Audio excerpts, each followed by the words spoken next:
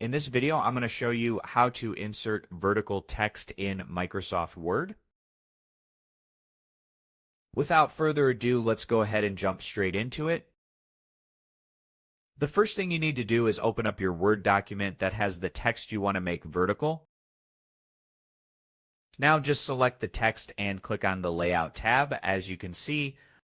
Then go to the Arrange section and click on Rotate. You can choose to rotate the text 90 degrees to the right. As you can see, just click on it or choose 90 degrees to the left. Now the text you selected is vertical, rotated 90 degrees to the right, as you can see. If you want to insert a text box and make it vertical, just go ahead.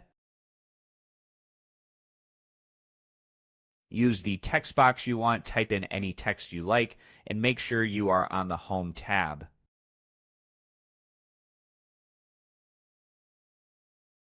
Now I'm just choosing the font size. You can easily make this text vertical by clicking on this rotation icon at the top.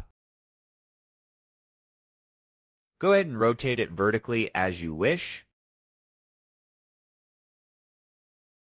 Now the text you chose is vertical in Microsoft Word. This was how to insert vertical text in Microsoft Word.